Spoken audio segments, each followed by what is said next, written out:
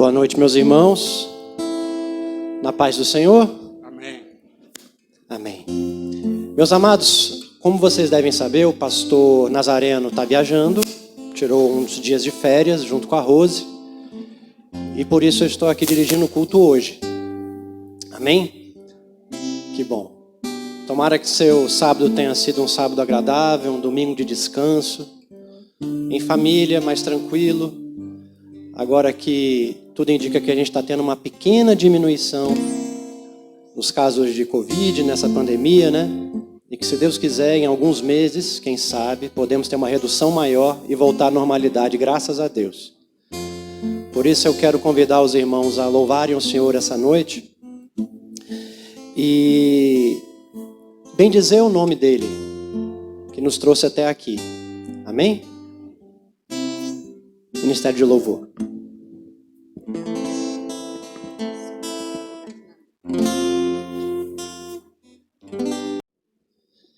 Essa música inicial é necessária, né? Para a gente se desligar um pouco da correria que às vezes a gente chega na igreja e vai conversando e já vai resolvendo alguma coisa com os irmãos, que vai ser retomada no final do culto.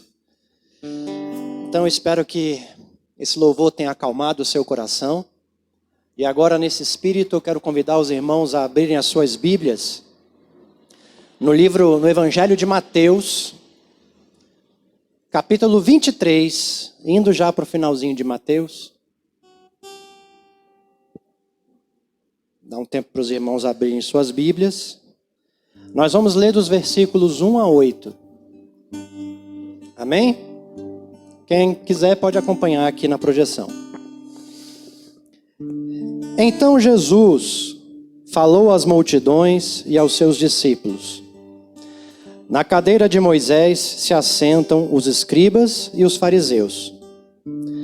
Portanto, façam e observem tudo o que eles disserem a vocês, mas não os imitem em suas obras, porque dizem e não fazem. Atam fardos pesados, difíceis de carregar, e os põem sobre os ombros dos outros, mas eles mesmos nem com o dedo querem movê-los. Praticam todas as suas obras a fim de serem vistos pelos outros, pois alargam os seus filactérios e alongam as franjas das suas capas.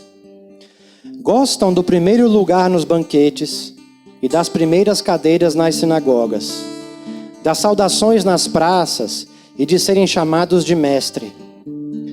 Mas vocês não serão chamados de mestre, porque um só é mestre de vocês, e todos vocês são irmãos. Amém, meus amados? Meus queridos, os fariseus eram as pessoas que mais entendiam de Bíblia na época em que eles viveram. Na época em que eles viveram, a Bíblia não era tão recheada quanto a nossa hoje. Ela era igual ao nosso Antigo Testamento. E essas pessoas eram as que mais sabiam. E gostavam que os outros soubessem que eles sabiam. E eles sabiam tanto que Jesus mesmo reconheceu: olha, eles sabem demais. Tudo aquilo que eles falam, ouçam. Porque o que eles falam é a própria palavra do Senhor. Porém, Jesus ensina pra gente que no Evangelho, os fins não justificam os meios.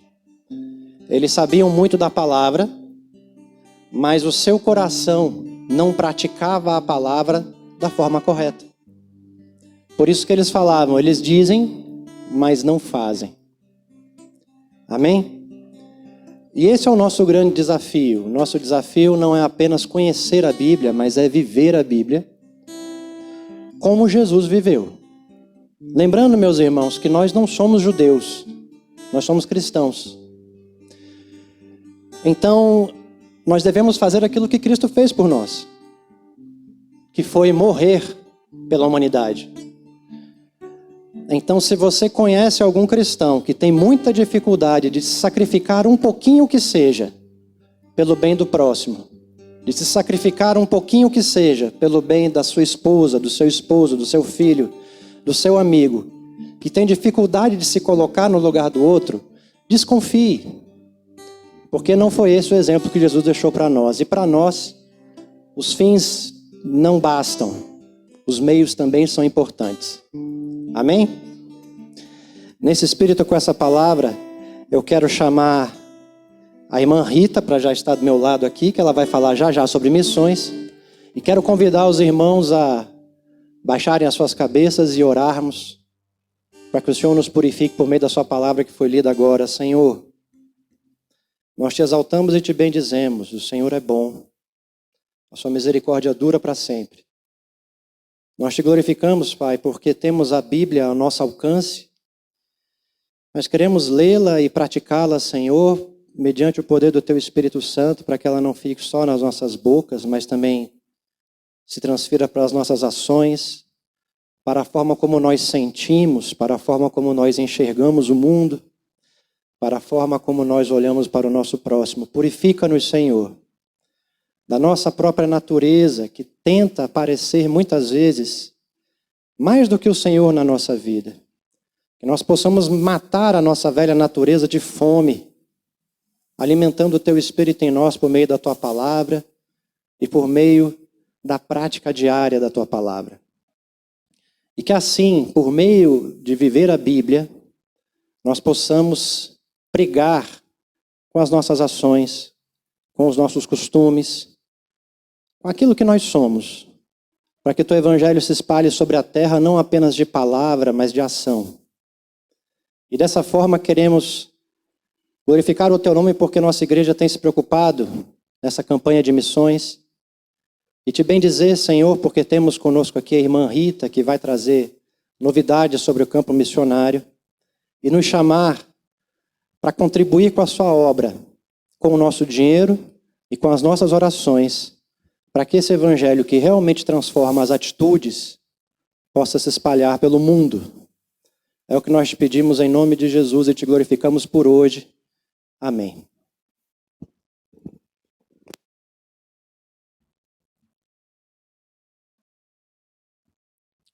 Boa noite, graça e paz. Amém. Desligou, irmão. Desligou. Pra cima, liga. Pra cima. Isso. Boa noite, graça e paz, igreja. Amém. Hoje estamos no segundo domingo da campanha de missões nacionais. E a campanha de missões nacionais está maravilhosa. Nós temos todo um conteúdo que é passado para nós, promotores de missões, os vídeos sobre missões. E hoje, o Ministério de Evangelismo traz para a igreja um vídeo Multiplicar, com o missionário Ítalo Matoso. Vamos assistir a esse vídeo. Eu me considero filho do amor dos batistas brasileiros, porque quando meu pai faleceu, eu tinha 9 anos de idade, e eu questionava muito por que ele havia morrido. E todas as pessoas me diziam que era vontade de Deus, porque Deus que quis, e aquilo me irritava, porque para mim Deus era o culpado. Quando eu completei 13 para 14 anos de idade, a primeira igreja batista em Russas alcançou um vizinho meu, chamado Edmilson, que me convidou. Na mensagem, no finalzinho da mensagem, o pastor Isaías, que é missionário, ele disse o seguinte: olha, Deus quer que você saiba que Ele é o seu pai e que independente da perda que você tenha tido, Ele sempre cuidou de você. E naquele dia 9 de setembro de 2001, eu entreguei minha vida para Jesus e tive o privilégio de ser cuidado espiritualmente e também muitas vezes materialmente, porque aquela família missionária, ela me mostrou que a vida só vale a pena com Jesus. Quando chegamos à cidade de Russas, nós já éramos missionários de missões nacionais. Na realidade, nós estávamos vindo de Fortaleza para revitalizar um campo em Jaguaribe, uma cidade aqui próxima. Na volta, nós paramos em Russas e ficamos encantados com essa cidade onde não havia um trabalho batista. Chegando aqui, na realidade, Deus colocou no nosso coração o desejo de plantar um trabalho aqui nesta cidade. Um dos grandes exemplos do relacionamento discipulador é a vida do irmão Ítalo. Ítalo se converteu aqui com 13 anos e a igreja começou a investir na vida do Ítalo. É a vida na vida. Aos 16 anos de idade, eu tive o privilégio de começar um pequeno grupo no bairro que eu morava. E hoje eu entendo que aquela evangelização discipuladora é a maneira como Deus quer cuidar de nós. Ele quer que cada pessoa cuide um do outro. Então, eu comecei a evangelizar, a convidar pessoas a cuidar de pessoas. E hoje, para a glória de Deus, lá em Russas, nós temos a segunda igreja batista, que é fruto desse pequeno grupo que nós iniciamos com 16 anos de idade. E em 2014, nós chegamos aqui em Fortaleza com a missão de plantar uma igreja no bairro Jacarecanga. Existem 2.700.000 pessoas precisando de Jesus. Então, eu comecei a orar para que Deus nos direcionasse. Com a visão de igreja multiplicadora, nós começamos a trabalhar com a evangelização discipuladora, o relacionamento discipulador, indo nas casas das pessoas, não apenas oferecendo estudo bíblico, mas oferecendo a elas a oportunidade de ter um amigo, de ter alguém que possa compartilhar vida na vida, vida de Deus com elas. Estamos lá no Joaquim Távora com o projeto de jiu-jitsu, e aqui no Mondubim nós temos o projeto com as crianças que fazem aula de capoeira e esporte. E hoje, para a glória de Deus, nós estamos trabalhando na plantação de 4 igrejas. Nós estamos na região norte, com a Igreja Batista em Jacarecanga. Estamos na região oeste, com a revitalização da Igreja Batista em Quitino Cunha. Estamos na região aqui nesse bairro, no Mondubim, com a plantação de igreja. Temos na região leste, no bairro Ancuri, a Igreja Batista Paraíso, também com PGM. E temos no coração de Fortaleza, no Seminário Batista do Ceará, nós temos hoje um PGM funcionando lá às quintas-feiras e já temos ali os cultos da congregação aos domingos. Então nós estamos trabalhando relacionamento discipulador, oração, plantação de igreja, formação de líderes e compaixão e graça. Conheci o missionário Ítalo e foi a bênção porque na realidade o primeiro trabalho que nós fizemos foi com ele lá em Joaquim Távora. E eu me recordo que das vezes que ele me dava carona, na porta lá de casa, a gente conversava muito, ele manifestava o desejo, né, de alcançar outros locais. Hoje eu pergunto para ele, e aí missionário, como é que está? Ele disse, o jeito dele, está bem melhor, né? E realmente assim, eu fico emocionado, porque arde o desejo de fazer algo, porque foi Deus quem colocou. As lágrimas são de alegria e de ter o privilégio de ver o agir de Deus, de ver as histórias da Bíblia saindo e acontecendo ao nosso redor. E eu creio que é só o começo. Quando eu me lembro que a família missionária chegou na minha cidade e me acolheu, quando eu lembro de tudo que Deus já fez na minha vida como cristão, na minha vida como missionário, e eu vejo a necessidade, a carência das pessoas, eu não me imagino mais a minha vida sem esse propósito.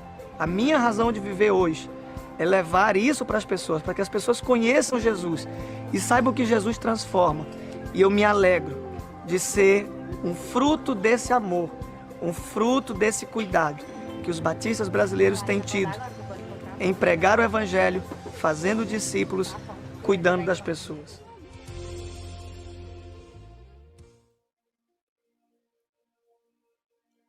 Irmão Marcelo, por favor, acenda a luz, por favor. A luz. Obrigada. Irmãos, que possa ter um despertar em nossos corações, nossas mentes, para que nós possamos ser multiplicadores, para que nós possamos também aprender, como o irmão Ítalo, a cuidar de pessoas, a fazer o ID de Jesus e transformar, né, a glória do reino de Deus, nós possamos trabalhar na né? E nesse momento eu quero convidar toda a igreja, aqueles que puderem ficar em pé, para que nós possamos falar o tema e a divisa da nossa campanha.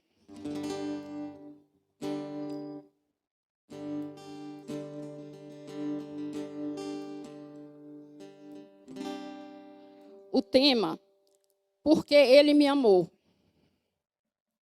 Vocês podem falar? Então, 1, 2, 3, né? Estou aprendendo, gente. 1, 2, 3, né? Porque ele me amou, né? E a divisa, 1, 2, 3, de novo, estão preparados? Nós amamos porque ele nos amou primeiro. 1 João 19. O alvo da campanha, o alvo da nossa igreja é R$ 1.500. E agora nós vamos ficar com a música da campanha. Vamos falar de novo aí, 1 João. Pode voltar aí, 1 João. 4 e... Todos numa voz só. 1 João 4:19. Nós, porque ele nos amou primeiro. Que nem na escolinha. A primeira, a referência, depois o versículo. Tá certo? Mais uma vez. 1 João, nós... Amém. Vamos cantar a música de missões, porque ele me amou. É uma música nova, né? A gente vai cantar pela primeira vez. A igreja vai aprender e no decorrer da campanha de missões nós vamos estar cantando novamente. Tá? Então, uma música bem fácil de cantar, muito bonita, e vale a pena aí você encher os seus pulmões e colocar aí a sua voz para fora.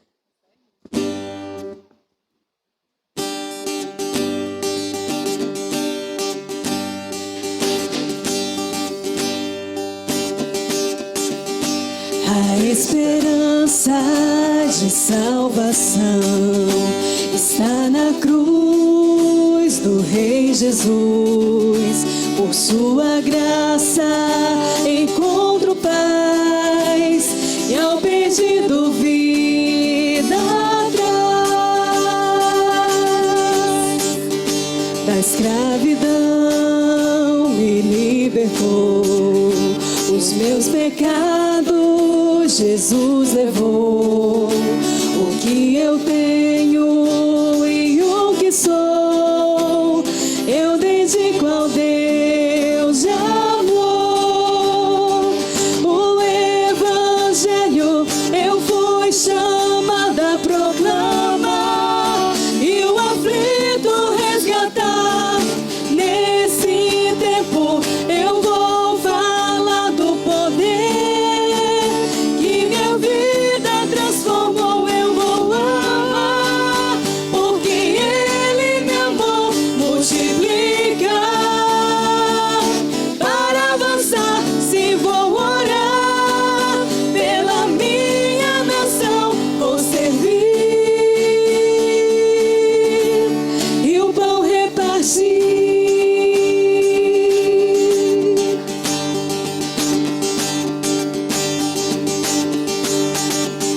Da escravidão me libertou, os meus pecados Jesus levou.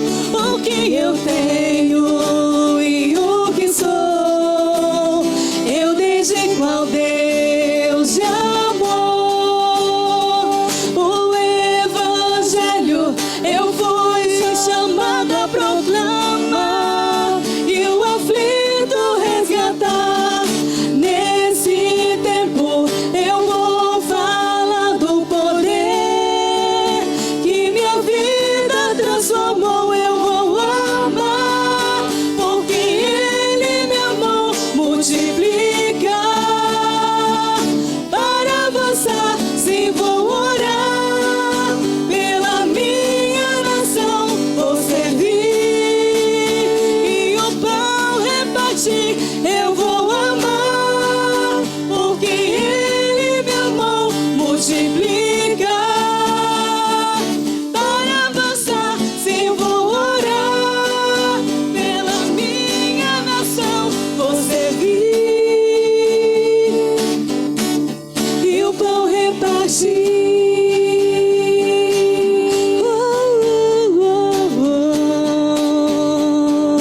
A igreja bem forte. Cristo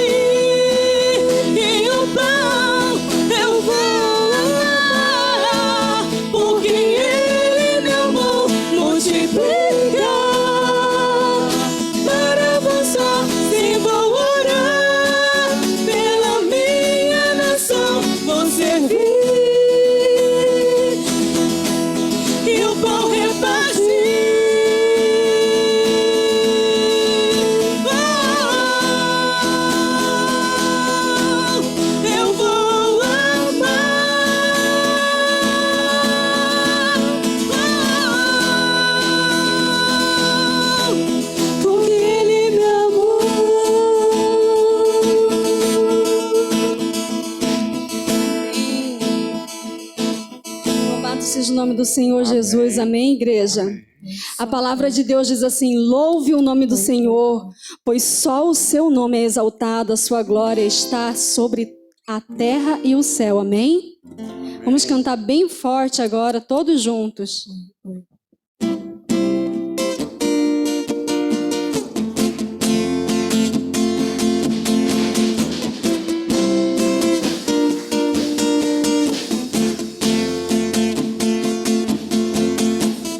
O Senhor é o meu pastor, nada me faltará. O Senhor é o meu pastor, nada me faltará. Ele me faz beber das suas águas tranquilas. Ainda que andar na sombra da morte, eu não temeria. Jeová comigo está. Ele é o meu pastor e por onde eu for ele vai me acompanhar. Jeová comigo está. Com seu cajado ele toca em mim e me conduz aos seus pastos verdes, onde eu posso descansar.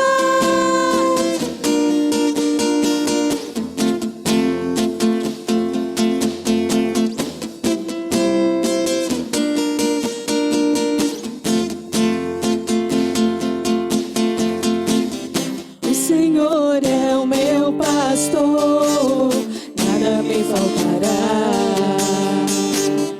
O Senhor é o meu pastor, nada me faltará. Ele me faz beber de suas águas tranquilas.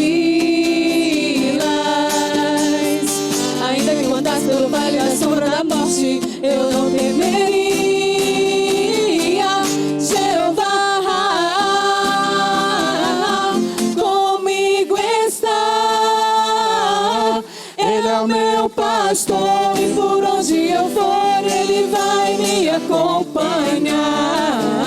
Jeová comigo está.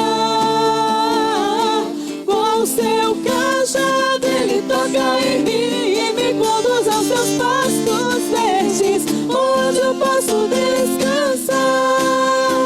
Onde eu posso descansar. Onde eu possa descansar. Onde eu posso descansar. Onde eu posso descansar.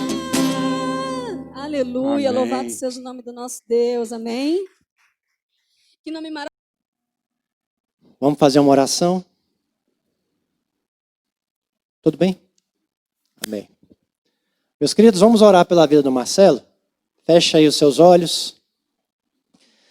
Senhor, nós te louvamos e te bendizemos porque até aqui nesse momento de culto o Senhor tem nos ajudado, falado ao nosso coração por meio da tua palavra, por meio das músicas que aqui foram cantadas. E agora nós queremos te pedir que o Senhor continue falando através da vida do irmão Marcelo. Senhor, que nele o Senhor cresça e ele diminua. Que o Senhor possa usá-lo poderosamente para trazer respostas de oração, mas para nos ensinar aquilo que o Senhor quer que nós aprendamos, independente daquilo que nós queiramos, porque a tua vontade é melhor do que a nossa, Senhor.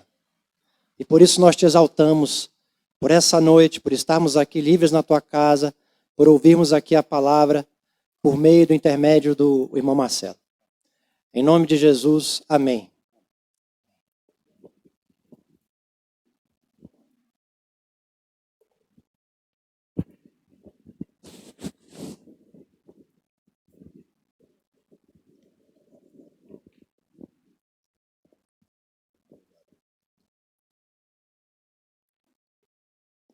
Boa noite, amada igreja.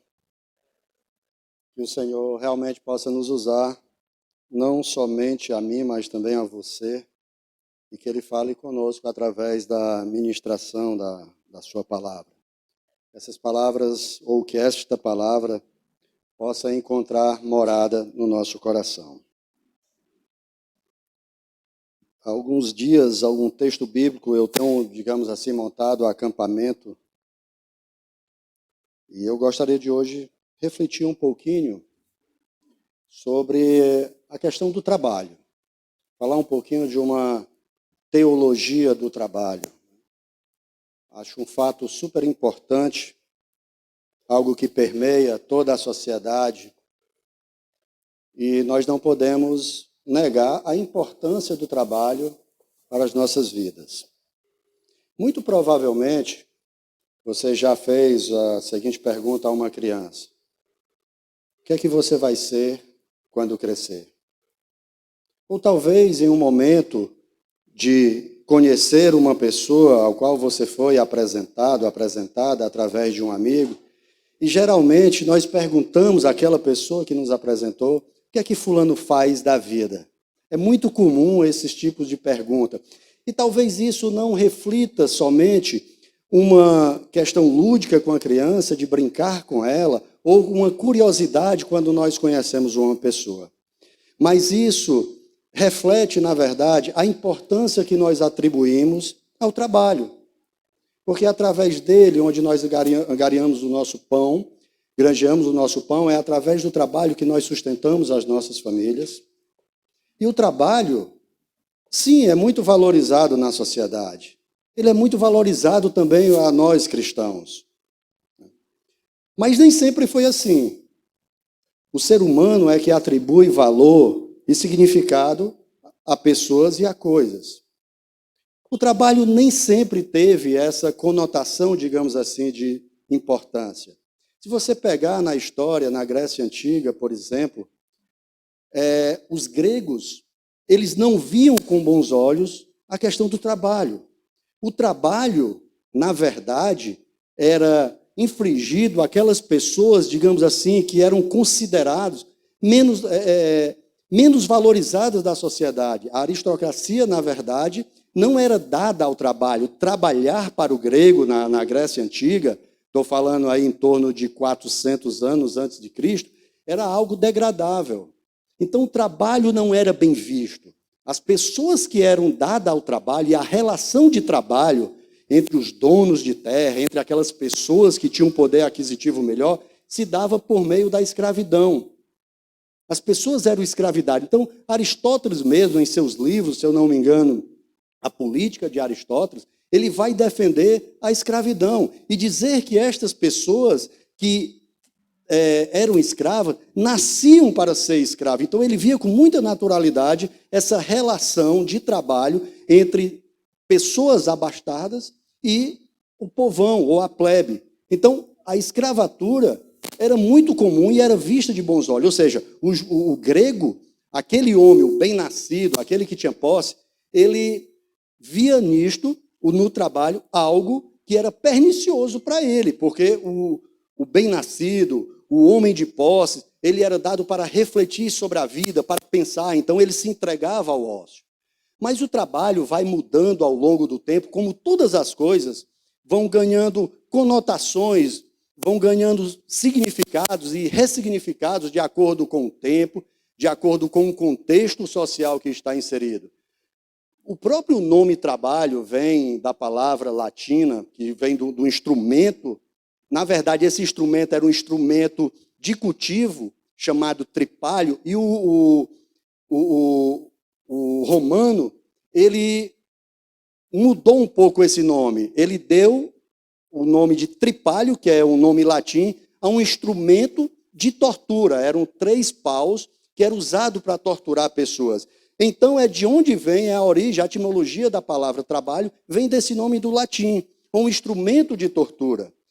E, posteriormente, no período do feudalismo, na Idade Média, as relações de trabalho mudaram um pouco, mas não permaneceram muito diferentes. O senhor feudal, o dono do feudo, o dono das terras, ele meio que emprestava aquelas terras para o povo, para o camponês cultivar, mas, em compensação, posteriormente, teria que ir cultivar na terra do senhor feudal para poder pagar. Era uma relação agora não mais, digamos assim, de escravidão, mas de servidão. As pessoas estavam sujeitas a essa situação. A maioria das pessoas viviam assim.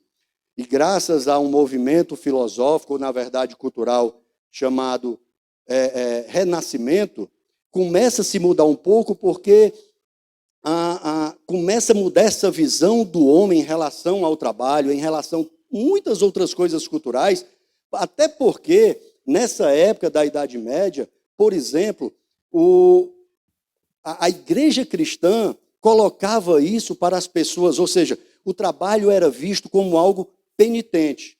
Se você trabalhava, aquele camponês que vivia ali sofrendo em seu trabalho, era como se fosse algo para pagar uma penitência pelos seus pecados.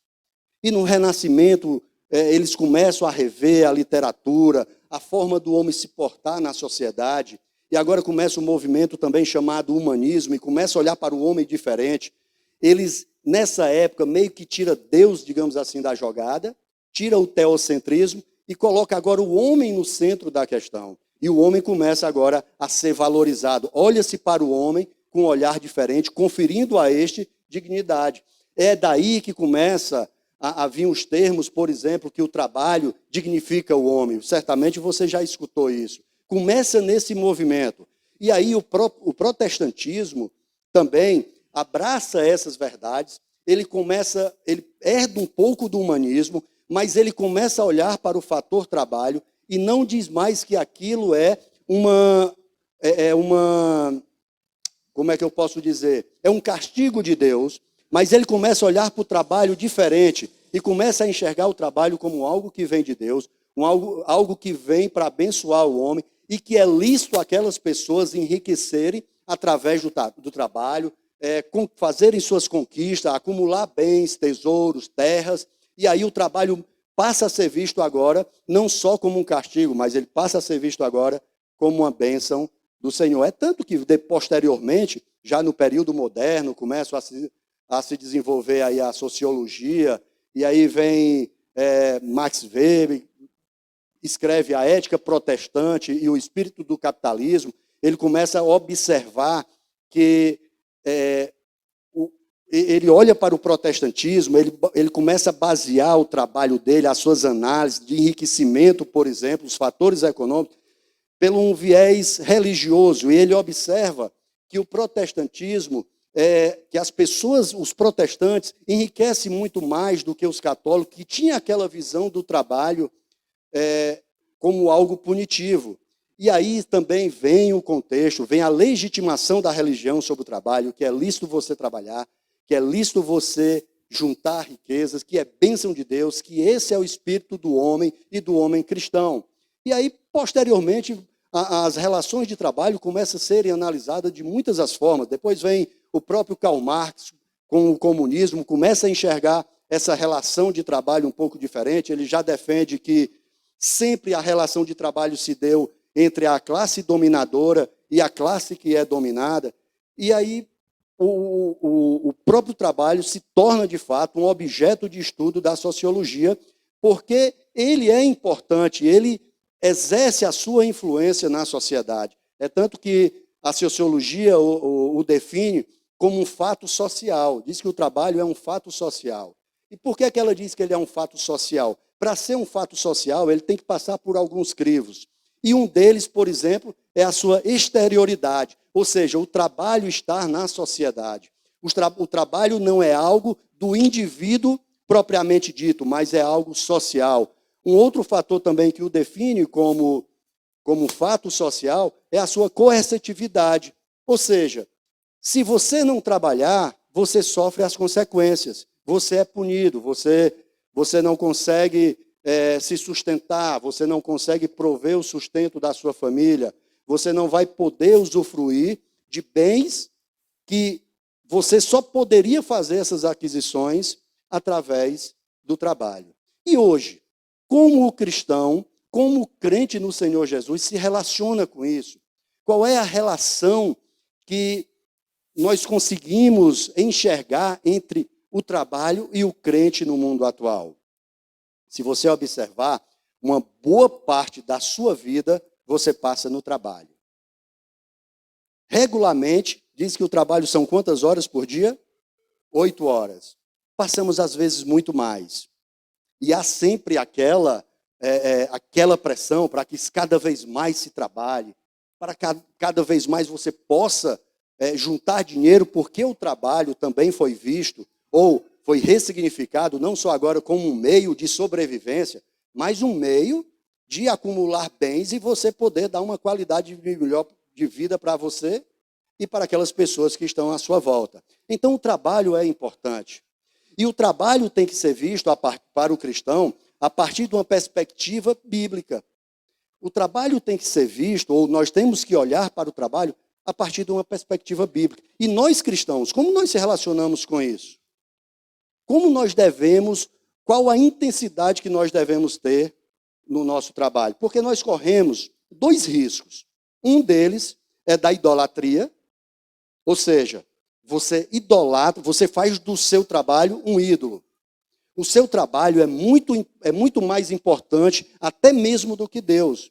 É muito comum você encontrar numa sociedade secularizada que de fato faz do seu trabalho o seu Deus. Mas nós cristãos também podemos correr esse risco de fazer do trabalho um ídolo, fazer do trabalho um Deus. O outro extremo que nós devemos evitar também é a indolência. Nós não sermos indolentes no trabalho, começar a enxergar o trabalho como algo punitivo, como algo ruim, como algo que, quando chega a segunda-feira, eu já amanheço ruim porque eu tenho que trabalhar. Se eu não pudesse trabalhar, seria melhor. E aí você começa a relaxar no trabalho, você começa a fazer o seu trabalho de forma displicente, e aí também você comete um outro erro, que é o erro da indolência. E nessa noite, eu gostaria de pensar um pouquinho sobre uma teologia bíblica, não esgotar todo o significado do trabalho à luz da Bíblia, mas poder extrair de um texto algumas verdades que podem ser aplicadas nas nossas vidas, de como cristãos, para que a gente se relacione com o trabalho da melhor forma possível e daquilo que Deus quer. Por gentileza, abram aí suas Bíblias no livro de Lucas, no capítulo 5. Lucas, capítulo 5, nós vamos ler os versículos de número 1 ao versículo de número 11. Espero que você tenha trazido sua Bíblia e possa acompanhar comigo. E eu peço a você que durante a mensagem você possa permanecer com a Bíblia aberta. Eu gostaria de fazer a exposição e que o Senhor me ajude a fazer a exposição desse texto bíblico. Está acompanhando aqui, a versão está igual à minha, está na Nova Almeida atualizada, é uma Bíblia que eu recomendo à igreja, que alguém for fazer a aquisição de Bíblia, é uma Bíblia cuja leitura é muito prazerosa, é muito gostosa. Lucas capítulo 5, versículo de número 1 ao de número 11. Diz assim a palavra do Senhor. E aconteceu que Jesus estava junto ao lago de Genezaré, e a multidão o apertava para ouvir a palavra de Deus. Então ele viu 2 barcos junto à praia do lago, e os pescadores tinham desembarcado e estavam lavando as redes. Entrando num dos barcos, que era o de Simão, Jesus pediu-lhe que o afastasse um pouco da praia, e assentando-se do barco, ensinava as multidões. Quando acabou de falar, Jesus disse a Simão: leve o barco para o lugar mais fundo do lago, e então lance as redes de vocês para pescar. Em resposta, Simão disse: mestre, havendo trabalhado toda a noite, nada apanhamos, mas sob esta sua palavra lançarei as redes. Fazendo isso, apanharam grande quantidade de peixe, e as redes deles começaram a se romper. Então fizeram sinais aos companheiros do outro barco para que fosse ajudá-los. E foram e encheram ambos os barcos a ponto de quase afundarem. Vendo isto, Simão Pedro prostrou-se aos pés de Jesus, dizendo: Senhor, afasta-se de mim, porque sou pecador. Pois à vista da pesca que fizeram, a admiração se apoderou dele e de todos os seus companheiros, bem como de Tiago e João, filhos de Zebedeu, que eram seus sócios. Então Jesus disse a Simão: não tenha medo, de agora em diante você será pescador de gente. e arrastando eles os barcos para a praia, deixando tudo, o seguiram. Amém. Eis aqui um homem muito inteirado com o trabalho em sua época. Jesus usou vários exemplos, pegou vários exemplos do cotidiano, dos trabalhadores e aplicou as suas parábolas. E Jesus aqui agora, nesse momento, ele está trabalhando. Ele está iniciando o seu ministério. Nos capítulos de 1 a 4 do livro de Lucas, vai mostrar o seu nascimento, vai mostrar o seu chamado, a tentação. Mas aqui começa o ministério do Senhor Jesus Cristo. Ele está andando sozinho. Até este ponto, ele não havia ainda arrebanhado nenhum dos seus discípulos. É uma caminhada meio que solitária. O texto no versículo 1 diz que ele estava caminhando junto ao lago de Genezaré. Era uma região muito... Por que Jesus foi caminhar nesse lago de Genezaré no início do seu ministério? Provavelmente pelo desenvolvimento da região. A economia era muito forte ao norte do estado de Israel. E Jesus estava passando ali no lago. A pesca era um dos fatores econômicos daquela época. Alguns comentaristas bíblicos dizem que nesta época de Jesus Cristo, havia pelo menos umas 15 cidades em volta desse lago. E uma média de 15 mil pessoas ou 15 mil habitantes por cidade. Ou seja, para aquela época, era uma região bastante populosa, uma densidade demográfica bastante interessante. E o Senhor provavelmente sabia que haveria um grupo de pessoas dispostas a ouvir a palavra de Deus. E ele começa a andar ali junto no lago. Note comigo aí que o texto no versículo 1 diz que Jesus estava junto ao lago de Genezaré. Se você pegar Mateus, não precisa abrir agora, mas se você pegar Mateus no capítulo 4, do versículo 18 ao 22 e Marcos, de 16 ao 20, o texto vai dizer que Jesus Cristo estava junto ao mar da Galileia. Então você pode achar que há alguma contradição bíblica aqui, quando o texto nesses dois livros diz que era no mar da Galileia, o qual Lucas agora diz que Jesus está andando junto ao lago de Genezaré. Na verdade, era um lago. Lucas é um escritor mais detalhista. Essa mesma passagem, que é um paralelo nesses dois livros citados, os autores estão muito preocupados tão somente em falar do chamado de Pedro. Lucas não, ele dá os pormenores, ele quer mostrar como tudo isso aconteceu. Ele quer mostrar que não foi só um avistar Pedro e dizer assim, ei, vem aqui e me segue. E ele é mais detalhista, a riqueza de detalhe no texto de Lucas é mais elaborada. Até a própria narrativa, a Bíblia foi escrita no grego, e o grego de Lucas difere muito de Marcos e de Mateus. É um grego mais rebuscado, né? É um grego mais culto. E aí Lucas começa a rechear, dar mais informações. E como eu falei, de fato, ele usa a nomenclatura correta para esta passagem. É um lago de 20 quilômetros de comprimento por 12 de largura. Então não é um mar. Se você encontrar também, principalmente no Evangelho de João, é muito provável que você encontre a referência como Mar de Tiberíades, ou seja, está se referindo ao mesmo lugar. E o texto diz que Jesus passando ali naquele lago, andando à beira do lago, o texto do versículo 2 diz que ele viu 2 barcos. E diz que os pescadores estavam ali desembarcados, tinham acabado estavam encerrando ali as suas atividades de trabalho. Eles estavam lavando as suas redes. É muito comum, quem já pescou aqui sabe disso, é muito comum quando você termina a sua pescaria, você vai fazer ali, você vai lavar as redes. E o texto diz que Jesus observou, diz que ele viu 2 barcos.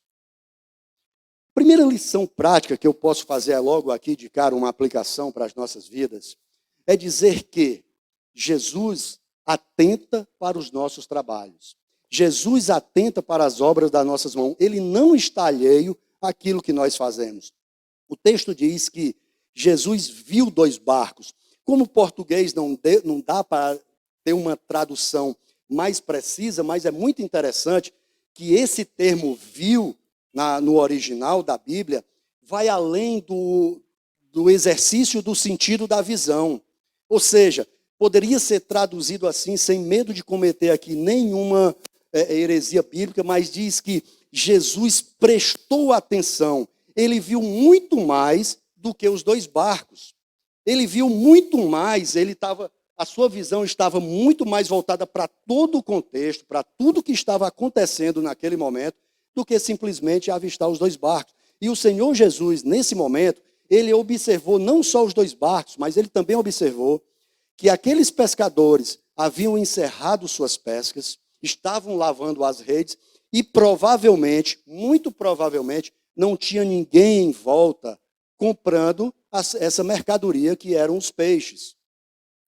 Então Jesus observou isso. Jesus não estava alheio ao trabalho desses pescadores. E assim é conosco. Jesus não está alheio ao nosso trabalho.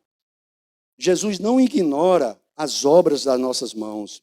Jesus não ignora aquilo que eu e você, tanto de bom e de ruim, nós passamos no nosso trabalho. Quantas vezes nós padecemos de pressão no trabalho? Quem aqui já não sofreu, por exemplo, assédio moral no trabalho?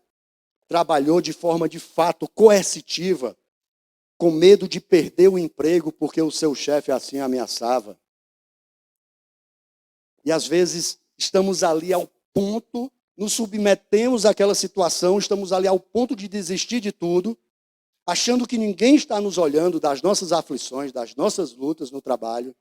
Mas sabe que o Senhor olha para o nosso labor. O Senhor atenta para as obras das nossas mãos. Ele sabe o que é que você está fazendo, o que você está passando. Já teve ocasião no meu trabalho que eu olhava para aquilo que eu estava passando e eu pensava, meu Deus, o que é que está acontecendo? O que é que eu estou fazendo aqui? Eu olhava para o meu chefe e dizia assim, olha, a Bíblia diz que você tem que orar por ele. Ore por ele. E a vontade da minha oração era essa, Senhor, aniquila este homem, leva logo, tira ele do meu caminho. Mas lógico, como cristão, nós não podemos fazer esse tipo de oração. Mas o Senhor atenta para as obras das suas mãos. O Senhor atenta para as obras das nossas mãos. E o contrário também, não só por esse lado positivo, mas por o outro lado também da moeda, Jesus sabe o que você está fazendo no trabalho. Se você realmente não é uma vítima do seu patrão ou dos seus colegas de trabalho, mas na verdade você é o carrasco, mesmo você como crente. Então Jesus também está prestando atenção no seu trabalho. Atente para isso. O Senhor não ignora, Ele não despreza aquilo que nós fazemos. E às vezes pode até parecer que sim. Por que está acontecendo isso comigo? Cadê aquela promoção que eu aspirava e não veio? Porque outros que, ao meu ver, não mereciam e já foram promovidos e eu não. E parece que está demorando. Mas, segundo o princípio, tem o tempo certo. Veja aí o que diz no versículo de número 4. Logo aí no início diz o quê? Quando acabou de falar. Ou seja, Jesus aparentemente ignorou aquela situação daqueles pescadores ali no lago de Genezaré, que não haviam pegado nada.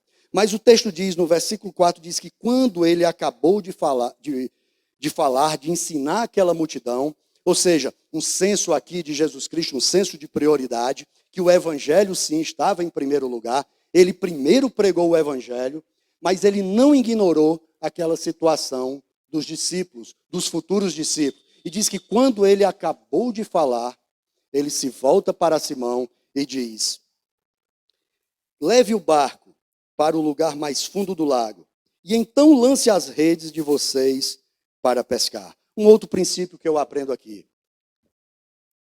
Submeta aquilo que você faz às orientações de Jesus. Coloque o seu trabalho, permita que o Senhor seja o seu orientador. Foi assim que aconteceu aqui no versículo 4. O Senhor chega para esses discípulos, futuros discípulos, chega para Pedro e diz, olha, lance as suas redes na parte mais funda do lago. Veja só, era meio que contraditório lançar as redes agora, já era dia. geralmente se pesca, quem é pescador profissional e quem sabe disso, já acompanhou alguém pescando, sabe que as pescas são realizadas à noite. Era dia, era o horário menos impróprio para a pescaria. E principalmente, quem também é pescador sabe que durante a noite os peixes vêm à superfície para se alimentar e essa é a hora de fazer a pescaria. Então Jesus estava aqui contrariando completamente os princípios de uma pescaria. Ele diz, olha, lance as redes na parte mais funda. Como era a pesca nessa época? Geralmente, ou era feita de tarrafa, não sei se vocês conhecem aqui, né, você joga a tarrafa no lago e ela se abre para poder pescar. Isso é feito na parte mais rasa. Isso não é um instrumento para se pescar na parte mais funda de um açude, de um lago, de um rio, mas na parte mais rasa. Aí você lança a tarrafa. Ou poderia ser também, nessa época, era muito comum você pegar a rede de pesca, estender essa rede de pesca de uma extremidade do barco a uma estaca fincada na praia. E você estendia essa rede de um lado a outro, e os pescadores ficavam dentro do barco e faziam um movimento semicírculo para que os peixes pudessem ser espantados e irem em direção à rede a ponto de serem apanhados. Nessa época era assim que se fazia a pescaria. Então Jesus manda essas pessoas pescarem na parte mais funda do lago. Isso indica, meu irmão, um outro princípio bíblico que eu posso aprender aqui, é que nós devemos ter humildade no nosso trabalho para aceitar orientações e opiniões daquelas pessoas que às vezes nós julgamos ser menos capacitadas do que nós. E talvez daquelas pessoas que, mesmo sendo menos capacitadas do que nós, muitas vezes ignoramos o que elas falam. Às vezes no nosso trabalho, estamos em casa e por achar que o esposo ou a esposa não sabe do seu dia a dia, não sabe da sua rotina, não sabe o que você passa no trabalho, o que você tem que fazer para desempenhar e não aceita com humildade uma opinião. Eu me lembro, na indústria farmacêutica, estavam com um grande problema, uma esteira da qual passava medicamentos que iam para ser embalada, iam para a expedição, e tinha um problema muito grande, porque essa esteira ela tem um dispositivo, se a caixa, a embalagem do produto passar vazia na esteira, acusa, porque devido ao peso do produto, e ela logo é retirada. E o que é que estava acontecendo? Essas caixas estavam passando vazias e estavam indo para a comercialização sem o produto dentro. Ou seja, o cliente, o consumidor final, quando chegava na farmácia para fazer a aquisição do produto, muitas vezes pegavam a embalagem vazia. Eu chegava nos meus clientes, eu tinha que recolher um monte de caixa de amoxicilina suspensão vazia, porque era desta forma que tinha chegado para o cliente. E aí chamaram os técnicos para solucionar esse problema e ninguém dava jeito nessa máquina. Ninguém conseguia dar jeito nessa máquina. Vieram engenheiros, engenheiro de produção, e nada se resolvia. Um funcionário, um homem do chão de fábrica, tem uma ideia e diz assim, olha, eu sei solucionar esse problema. Bem simples. Coloca um ventilador ao lado da esteira. Quando esses medicamentos passarem, o vento bate, leva e eles não vão ser comercializados. E foi resolvido. Uma dica simples e barata. E às vezes no nosso trabalho, nós não aceitamos, porque estamos tão ensoberbecidos, achando que somos o bambazão, que sabemos de tudo. Não somos capazes de ter a humildade para ouvir orientações. E como cristão, devemos colocar o nosso trabalho ao ponto de ouvirmos as orientações que veio do Senhor. Pedro, nesse momento, ele age como essa pessoa soberba. Veja aí o que diz no versículo 5. Em resposta, Simão, que era sempre muito rápido, né? Era um homem muito impetuoso, ele dá logo uma resposta a Jesus. Diz logo, mestre, havendo trabalhado toda noite, nada apanhamos. Ele retruca logo aqui no início. Mestre, nós trabalhamos a noite toda. É como se dissesse assim, espera aí, quem é esse daí? Querendo, né, fosse outro dizer logo assim, querendo ensinar padre a rezar. Quem é ele? Pelo que eu ouvi falar, é um carpinteiro e está dando agora pitaco aqui na pesca. Mas aí, Pedro tem aí um ímpeto, tem esboçam a reação aí de fé e diz, tudo bem, mas sobre alguma, se você pegar aí a Almeida Corrigida e Fiel, tem a palavra sobre, mas no caso aqui na Nova Almeida Atualizada diz que é sobre, ou seja, sob essa tua palavra, ou seja, debaixo da autoridade dessa palavra, se for sobre, em cima do que tu está falando, em cima daquilo que tu está falando, eu vou lançar as redes. E por que ele tem isso com Pedro? Eu esqueci até de dizer, note bem, ele já conhecia Pedro, tá? O Senhor, nesse momento, já conhecia Pedro. Ele não entrou no barco de Pedro assim. Ele não começou a dar pitaco também no trabalho de Pedro assim. Se você pegar na sua Bíblia, você voltar um pouquinho, você vai ver que no capítulo 4, no versículo 38, vai dizer que Pedro já esteve com Jesus Cristo, ou Jesus Cristo já esteve na casa de Pedro e curaram na ocasião a sogra dele. E agora Jesus está dizendo a Pedro como é que ele tem que agir. E Pedro, mesmo hesitando por um período de tempo, resolve obedecer. O que é que eu aprendo aqui? Meu irmão, a fé precede a obediência. E a obediência precede ao êxito. Ou seja, eu só obedeço se eu tiver fé. A Bíblia diz que nós vivemos pela fé. Então eu só consigo obedecer os princípios que estão escritos neste livro se for pela fé. A fé precede a obediência. E aí o texto diz, no versículo 6 e 7, diz que Pedro, fazendo isso, todos eles resolveram acreditar nesta palavra e dizer, olha, Senhor, mas mediante essa tua palavra, eu vou lançar as redes. E disse isso, e assim o fizeram.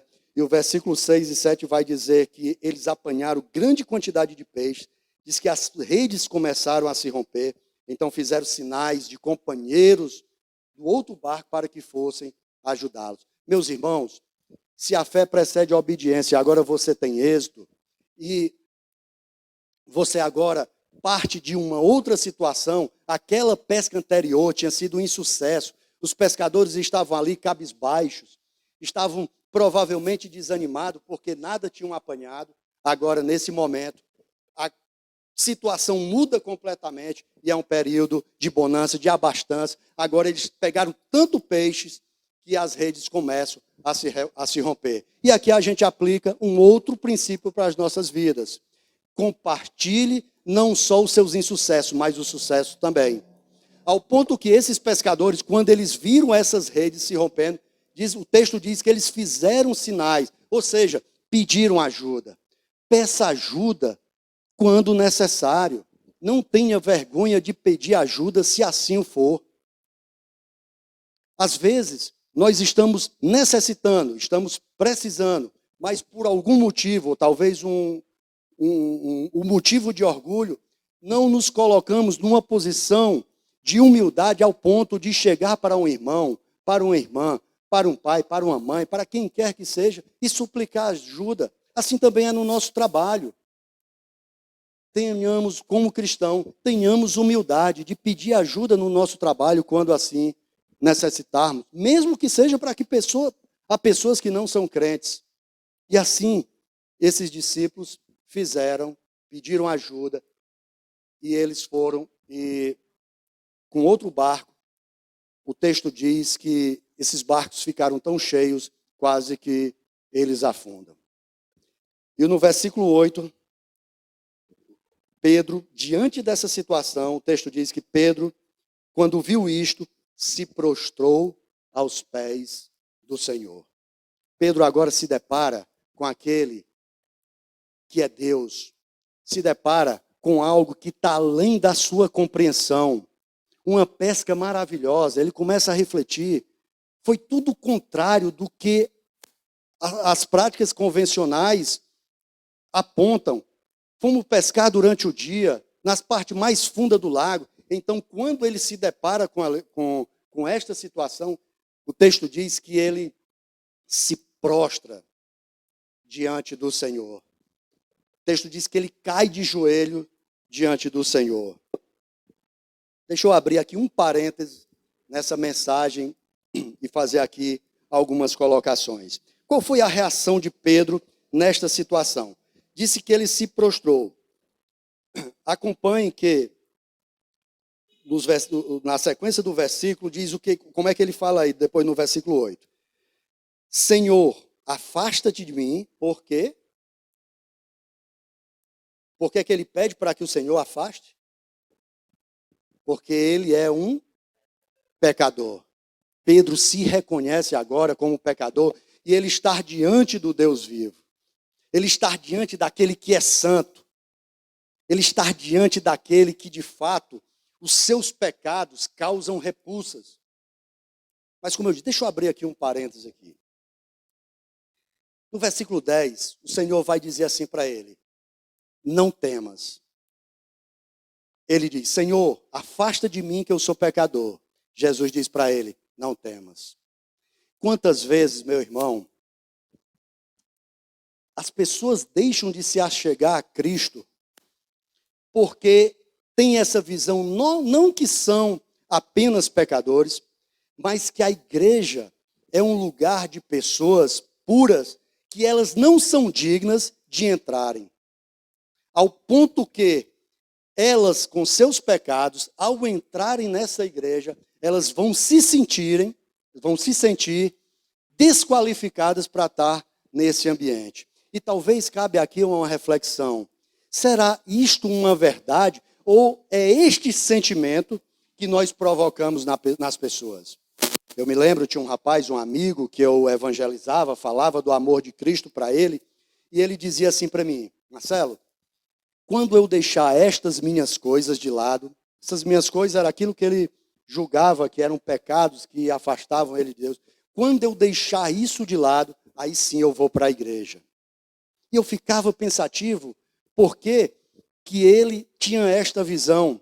Talvez se era o puritanismo exacerbado que nós pregamos dentro da igreja, ao ponto de que essas pessoas, por se sentirem tão pecadoras, se viesse aqui não se sentiriam bem no meio de nós. Talvez se sentiriam repelidas devido ao nosso grau de puritanismo. Ao contrário que a Bíblia diz que Jesus Cristo jogou suas redes para pegar essas pessoas, esses peixes aí que eram desprezados, que não tinham valores para a sociedade. E talvez a igreja, de forma geral, em algum grau, nós podemos estar fazendo isso. Mas o Senhor diz assim: não temas.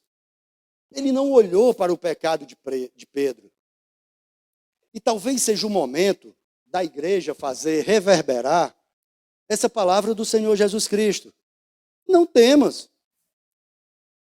Abre-se as portas entre os pecadores. Sejam bem-vindos no nosso meio. Eu me lembro assistindo uma pregação, até falei agora há pouco ali atrás, um pastor chamado Paulo Capelletti, e ele começa a fazer uma pregação numa Assembleia de Deus. É tão notório o nível de constrangimento da plateia, da pergunta que ele faz para o povo. Ele diz assim, ele começa a dizer: me diga uma coisa, Jesus Cristo ama os drogados? Aí os irmãos: amém. Jesus Cristo ama os alcoólatras? Amém. Jesus Cristo ama as prostitutas? Amém. Jesus Cristo ama os homossexuais? E a igreja: amém. Aí ele para um pouco e pergunta: quantos homossexuais tem no meio da nossa igreja? Uma igreja, um auditório enorme.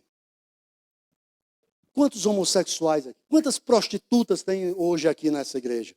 Ou visitam esta igreja? E se nós amamos essas pessoas, por que elas não estão aqui? E talvez seja o momento da igreja fazer, ecoar essa palavra de Jesus para Pedro aqui. Não temas. Pedro se reconheceu como pecador.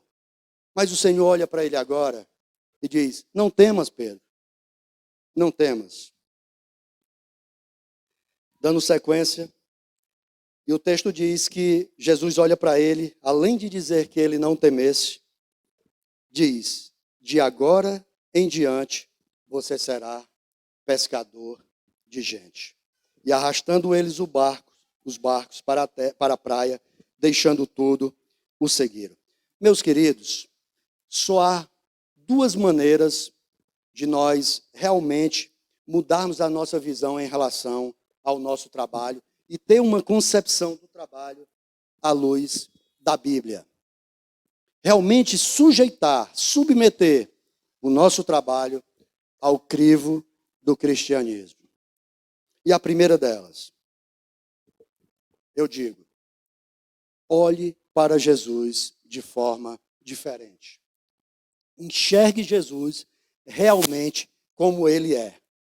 Veja aí no versículo de número 5, assim que Pedro começa a questionar Jesus, logo no início, ele chama Jesus de quê? No início aí do versículo. Ele chama Jesus de quê? De mestre. Se você olhar, prestar atenção, se você ainda tiver com a sua Bíblia aberta, você vai ver agora no versículo 8, como é que ele chama, como é que ele se dirige a Cristo. Senhor. Olha só, para que nós mudemos a forma de nós olharmos para o nosso trabalho ou para qualquer situação da nossa vida, vai partir desse pressuposto a forma de que como olhamos para Jesus Cristo.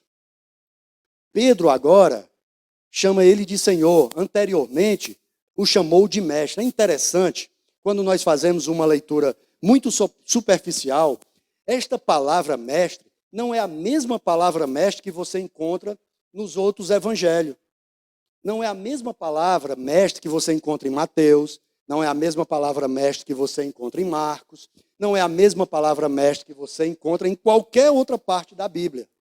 Esta palavra mestre é única e exclusivamente empregada por Lucas e não se encontra em nenhum outro livro da Bíblia. Uma tradução mais próxima poderia ser assim: chefe ou supervisor, gerente. Sob essa tua palavra eu vou lançar as redes. Mas não é esse mestre, e nem tampouco na concepção judaica daquele homem que ensinava, o mestre Rabi. Não era isso. Então, a forma como nós olhamos para Cristo vai mudar a forma como nós olhamos para todas as outras áreas da nossa vida. No versículo 8, agora ele chama de Senhor. Ele chama de mestre ou de chefe nessa ocasião, talvez por um grau de respeito que ele tem a Jesus Cristo. Talvez ele tinha essa concepção, que era um homem honrado, já tinha visto ele curar sua própria sogra. E quantos de nós, dentro da igreja, nós olhamos para o Senhor tão somente como esse chefe, como esse homem que passou aqui há 2000 anos, que temos um respeito, acreditamos em algumas coisas que ele diz, mas não nos prostramos realmente diante dele, como ele de fato é Senhor de nossas vidas. Devemos olhar para Cristo como Senhor das nossas vidas.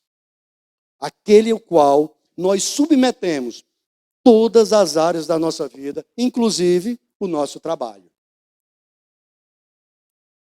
Em segundo lugar, para que haja uma concepção, um verdadeiro propósito do trabalho, nós precisamos ressignificar as nossas vidas mediante a autoridade das Escrituras.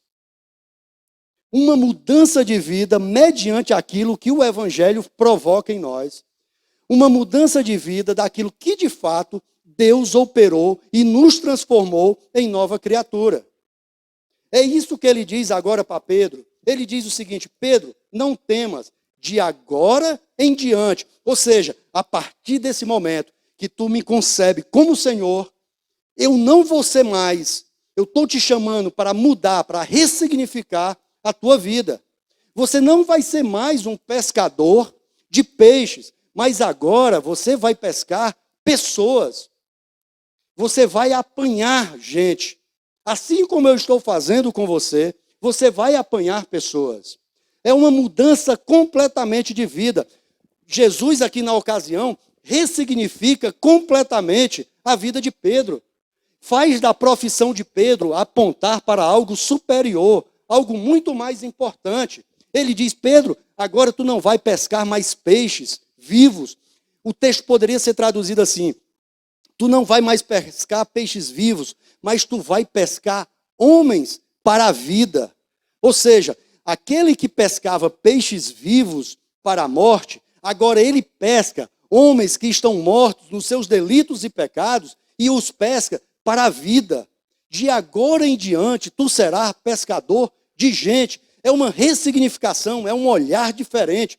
Porque nós cristãos, muitas vezes nós fomos moldados, nós fomos direcionados a olhar para a vida de forma dicotômica, dividida, compartimentada. Sempre é assim, aquilo que é profano, aquilo que é espiritual, aquilo que é de Deus, aquilo que não é de Deus. Música gospel, música do Senhor, música mundana.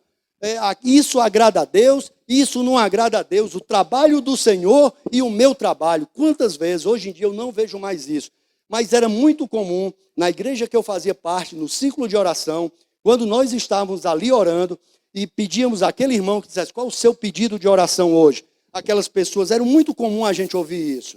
Eu quero pedir pela minha vida espiritual e pelo meu trabalho. Eu quero pedir pela minha vida espiritual e pela minha vida secular, porque nós fomos condicionados a olhar para a vida de forma compartimentada. Mas você é um só, ao ponto que o seu trabalho também faz parte da vida cristã. Ele está integrado àquilo que você faz. E o Senhor diz, de agora em diante, tu serás pescador de homem. Porque nós temos essa concepção que trabalhar para o Senhor, você tem que tirar um dia, você passa a semana toda trabalhando, exercendo a sua atividade profissional, aí você diz assim, olha, agora, nesse final de semana, eu vou trabalhar para o Senhor. Como se os outros dias você não tivesse trabalhado para o Senhor. Agora eu vou trabalhar para o Senhor. Então, se você é um médico, você diz, olha, passei a noite toda, a semana toda atendendo pacientes, agora eu vou tirar um dia, vou atender as comunidades carentes. Vou evangelizar através do meu trabalho. Se eu sou um advogado, eu vou dizer, olha, agora nesse final de semana, eu vou tirar um dia para olhar as causas de pessoas que não têm condições de pagar um advogado. Se eu sou cabeleireira, vou tirar o final de semana, vou trabalhar para o Senhor, vou cortar o cabelo daquelas pessoas que precisam. Note bem, eu não estou dizendo que isso é errado. Eu não estou dizendo que isso não deva ser feito. Eu não estou dizendo que nós não devemos fazer isso, mas nós devemos olhar para Cristo no nosso trabalho, sabendo que a nossa vida foi ressignificada e aquilo que eu faço, eu já estou glorificando o nome do Senhor. Se você está lá no seu trabalho, dando aula, ele chama agora, se eu sou professor de geografia, o Senhor olha para ele e diz, vem cá, agora você vai mostrar para os outros, você não vai dar aula só mostrando onde é que se localiza a América do Sul, do Norte, você agora vai mostrar aonde é que fica o céu para as outras pessoas. Se você é médico, você agora é chamado não só para curar enfermidades físicas, mas também enfermidades espirituais, e onde quer que você esteja. Sabe por quê? Porque o seu trabalho já glorifica o nome do Senhor. Aquilo que você faz no seu dia a dia, isso é um princípio bíblico, você já glorifica o nome do Senhor. Porque o trabalho não é do diabo, o trabalho é de Deus. Gênesis capítulo 2, versículo 15, diz lá, o Senhor colocou o homem no jardim para o cultivar. E então, como é que eu atribuo o verdadeiro valor ao trabalho? Como é que eu, de fato, atribuo o devido valor ao trabalho? Qual o propósito do meu trabalho? Gostaria que você fizesse essa leitura comigo para encerrar. 1 Coríntios capítulo 10, versículo 1. Versículo 31. Eis aqui o verdadeiro propósito do trabalho. Coloca na tela, irmão, por favor. Portanto, se vocês comem, ou bebem, ou fazem qualquer outra coisa, façam tudo para a glória de Deus. Eis aí o verdadeiro significado, propósito do trabalho. Quer comais, quer bebais, quer façais qualquer outra coisa, fazei tudo para a glória de Deus. Somos chamados a glorificar o nome do Senhor em todas as áreas da nossa vida. Quando você trabalha, exercendo o seu papel lá no trabalho. Eu não estou falando aqui de só pregar o evangelho no trabalho, não. O próprio exercício do trabalho, das suas funções, você já está glorificando a Deus. Você dá uma aula, você já está glorificando a Deus. Diz que um sapateiro chegou para Martinho Lutero e disse assim, o que eu posso fazer para glorificar o nome de Deus? O que eu posso fazer para trabalhar para o Senhor? Diz que Lutero olha para aquele sapateiro e diz: faça o melhor sapato e cobre um preço justo. Você glorifica o Senhor a partir do momento que você exerce com cidadania, com presteza, com testemunho cristão, aquilo que lhe é atribuído como tarefa para você realizar. Que a gente submeta o nosso trabalho e que ele seja, de fato, para glorificar o nome de Deus. Tudo aquilo que venhamos a fazer, que seja para a glória de Deus. Eu concluo dizendo, Jesus nos encoraja a ressignificar a nossa vida profissional mediante o propósito principal do Evangelho. Para ressignificar o modo de viver e trabalhar em conformidade com os valores cristãos, precisamos